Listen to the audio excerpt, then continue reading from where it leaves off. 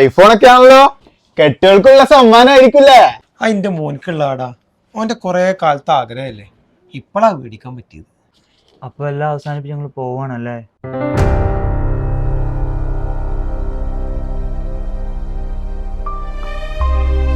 നിങ്ങളിപ്പോ എന്തിനാ സങ്കടപ്പെടുന്നേ? സന്തോഷിക്കല വേണ്ടേ?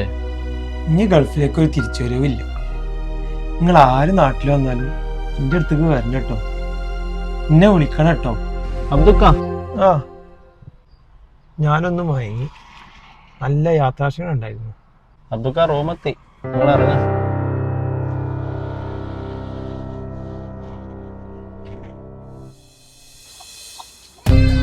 റഷീദേ, ആ എന്നാ പാൽപാത്രം.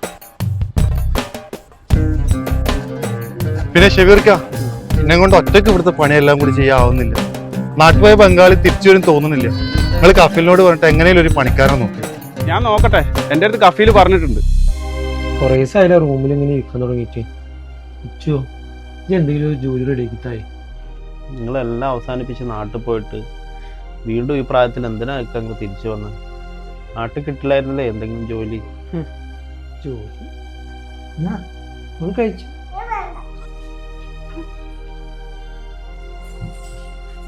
ജോലിക്കാൻ വയ്യാഞ്ഞിട്ടൊന്നും അല്ലല്ലോ, അന്തയ്ക്ക് മടിയാണ്. എനിക്ക് പയ്യെ 3 നേരം വെച്ചുണ്ടാക്കിയൊന്നും കൊടുക്കാൻ. നിങ്ങൾ എന്ത് ഭാവിച്ചാണ്? മക്കളായിട്ട് ഞാൻ മാത്രമല്ലല്ലോ, വേറെ 2 പേരില്ലേ? ഇടയ്ക്കൊക്കെ അങ്ങോട്ടൂടെ കെട്ടിയെടുത്തൂടെ?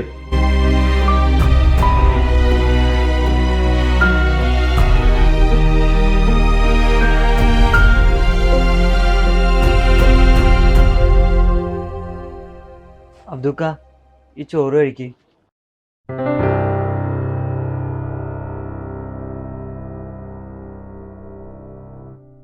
കണക്കും കാര്യങ്ങളും അറിയാൻ ആരെങ്കിലും വേണമെങ്കിൽ ഞാൻ നോക്കായിരുന്നു.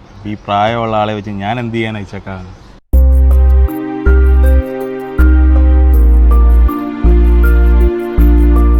ദൂട് കൂടിയിട്ട് എത്രാമത്തെ സ്ഥലത്തായി കയറി ഇറങ്ങുന്നത്. ജോലിയൊന്നും ശരിയായിട്ടില്ല.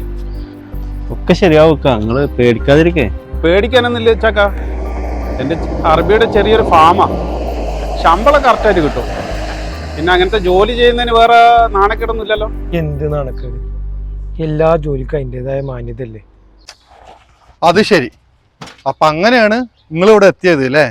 ആ അങ്ങനെ ഇവിടെ എത്തി. അല്ല റഷീദേ, ഈ ചിന്റെ കാര്യങ്ങളൊക്കെ ചോദിച്ചാൽ എന്താ പന്റെ കഥ? ആ, ചെറുപ്പത്തിലെ ഉപ്പ മരിച്ചു. പിന്നെ എന്നെ പെങ്ങന്മാരെയൊക്കെ നോക്കാൻ വേണ്ടിയിട്ട് ഉമ്മ കുറെ കഷ്ടപ്പെട്ടു.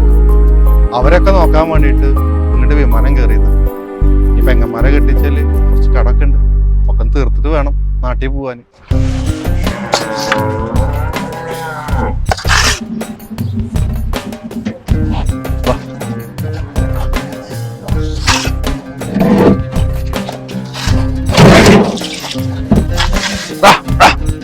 ഷബീർക്ക് വരാ പറഞ്ഞിട്ടുണ്ടെന്ന്. നാട്ടിക്ക് പൈസ അയക്കാനേ. അല്ല, നിങ്ങക്ക് പൈസ അയക്കണ്ടേ? ശമ്പളം കഫീൽ തന്നതല്ലേ?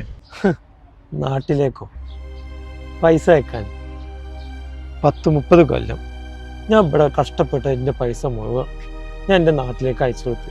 ഓൽക്കൊക്കെ വേണ്ടതൊക്കെ ചെയ്തു കൊടുത്തു. ഈ വയസ്സാം കാലത്ത് ഒന്ന് വിശ്രമിക്കാന്ന് വിചാരിച്ചു എല്ലാം നിർത്തി നാട്ടിൽ പോയപ്പോൾ എൻ്റെ വീട്ടിൽ നിന്ന് കിട്ടിയത് എന്താണെന്ന് അറിയാം? കുത്തുവാക്കും അവഗണനയും പരിഹാസമൊക്കെ.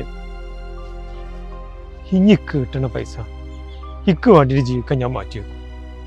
ഇജ് കുറെ കൊല്ലായില്ലേ ഇവിടെ ജോലി ചെയ്യാൻ തുടങ്ങിയിട്ട്, എനിക്ക് വേണ്ടിയിട്ട് എന്തെങ്കിലും മാറ്റി വെച്ചു പോകാം.